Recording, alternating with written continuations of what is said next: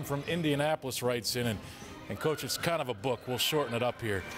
Playing these exhibition games, I mean, you do run the risk of it being a loss, too close, changing perception of the program. Yeah, I mean, there is that risk going into those games. Everybody thinks you won by 40, whatever, the other night. It's not always easy. No, they're not. And every year, you go through the list in the paper. They're always closer than probably you would expect, and there's always one or two that end up dropping a game.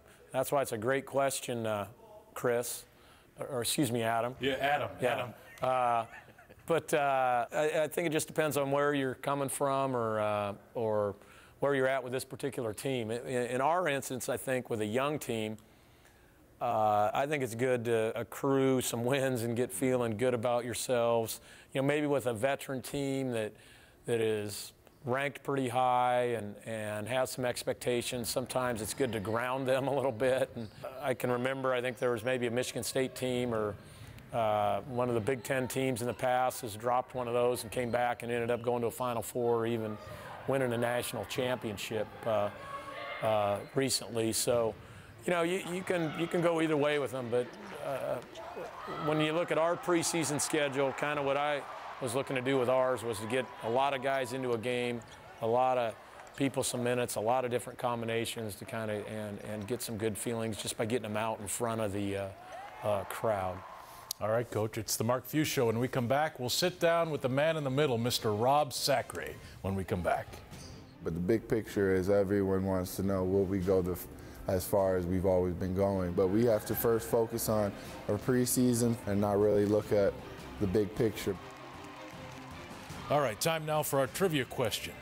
Which former Zag has the highest single-season scoring average? Adam Morrison, John Stockton, Frank Burgess, or Dan Dickau? Our answer when we come back. What? And welcome back to the Mark Few Show. All right, time now for our player profile. And this week we sit down with Rob Sacre. I think it's pretty evident. As this season goes on, Zag fans are really going to understand what this program missed a year ago when he went down early in the season with that foot injury. Here's more with Rob.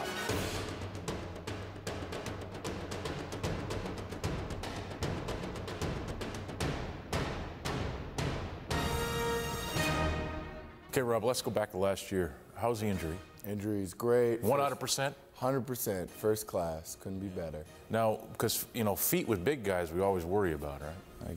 If you want to say it like that, I guess. I don't know about that. They're fine. Big guys don't have problems with feet. I just had an issue. That was what it is. Okay. It had to be hard, though. I mean, you came here to play, and then not to be able to play had to be hard. It was, but it was a great learning tool, and I got better, and I learned things off the court where I could see the basketball game from the sideline instead of just being inside the game. So it was a good experience. I think people didn't really understand how big a loss Rob Sacre was last year. You would have changed a lot of things.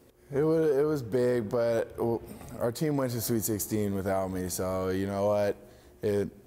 Our team was so good last year, and we're still good this year, but it was a good team, and if I could have helped any which way, then that's what I did, but I tried to help in practice when I could, so. You're listed at 7 feet. You're really 7 feet? 7 feet. Honestly? I would not lie. Is that right? Yeah, for some reason I'm 7 feet. I don't know. I woke up one day and I was 7 feet. Real honest-to-goodness footer. Honest footer. I don't know where it came from, but it happened. What'd you work on this offseason, Rob? I told most people I worked on getting Casey to lose some weight. Casey Calvary, we worked out together. He's trying to go back overseas, and so I was trying to help him lose some weight by working out and getting shots up with him. And just basically my post game, getting baskets underneath and angle baskets and scoring without the basketball, which it can be sometimes frustrating, but you know what, you just have to be tough, and Casey told me what to do, and coach yells at you, you just got to be tough. That must have been cool. A lot of people consider Casey to be one of the toughest, if not the toughest guys to come through this program. Casey's one of a kind, and I love him for it, and I appreciate everything he did this summer, and he was a really good role model. And then I worked out with Richard Fox a little bit. The big sexy. Big sexy, the big Fox, big Aristotle. What else do you want to call him? He's big. He's just big. He's the college Sabonis, Arvydas Sabonis, I think. We got any new nicknames for you this year? No, I don't think so. You know, Sugar Boys is the same old. I like to call myself Bobby because I told one of my teachers to call me Bobby as a joke. And it's just been going on, and all my teachers now start to call me Bobby. And I'll put Bobby on my paper, so Bobby's what it is. So I can call you Bobby Sacre on the Bobby Sacre, that's worse. It's like broadcast? Bobby Boucher, baby. Tell me about your dogs. My dogs, what do you want to know? Your favorite topic, My baby, those are my babies. I take care of them. I probably spoil them more than I spoil myself. That's my dogs and my car. That's all I spoil myself on. And then I gotta make sure they eat right. They're always healthy. Make sure they're always having fun. They're the best thing. When you have that down day at practice, you don't feel good. My dogs always have a big smile on their face. Let's talk basketball, Rob. A lot of expectations on your shoulders this year. I mean, this team is experienced at the guard positions, but at the 4 and 5, it's all new. You've been around the program, not a lot of playing time. What are your expectations for yourself? My expectations is, again, what I was brought here for, is bring a lot of energy, play defense, rebound the basketball, and just be the brute downside and down in the post. Just hit people. You know, I know what I'm here for. I know what I have to do to be successful, and that's get down and dirty. And you like that, though. I mean, you're here to do that, but you like that. I like have that. no problem hitting someone. You know, it's a part of my job, and they brought me there. It brought me in here for that, so I can do that.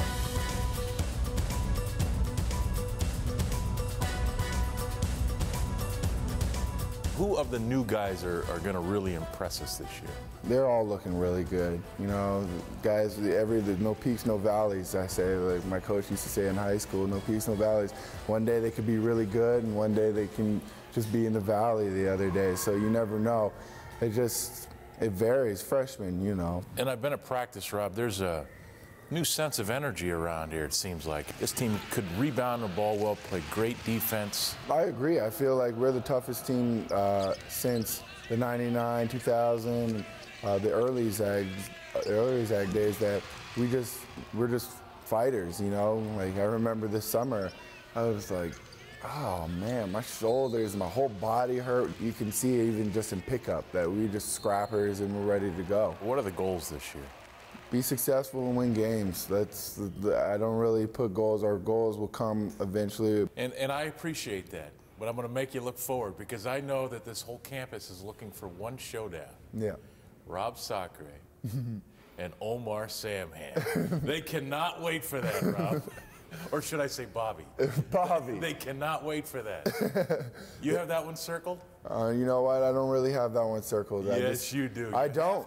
I don't, because you know what? I'm not disrespecting St. Mary's or whatnot. They're a great team. I don't really circle any games, because no game is bigger than the game in front of it. I'll ask you again in January. Please do. He's grown up, ladies and gentlemen. Rob, thanks. Thank you. Well, Rob is Rob, and you just saw that in that piece. This guy, he brings a lot of fun to this locker room, into this floor for you, doesn't he? He brings a lot of fun to coaching, and just, you know, so much of coaching is off the floor. I mean, he is a unique and distinct personality on this team and at this university, and just a great guy to be around, you know. When he kind of puts everything aside and just kind of focuses on that and shows his personality and plays with that kind of personality on the floor, we're a much better team, you know, and I'm hoping he can play that way this year. There shouldn't be a whole lot of pressure on him. He should just be able to go out and play.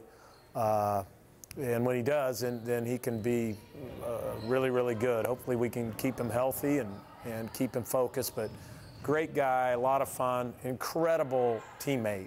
I mean, he cares about team more than anything, and relationships on the team, and you know, just a whole heck of a lot of fun.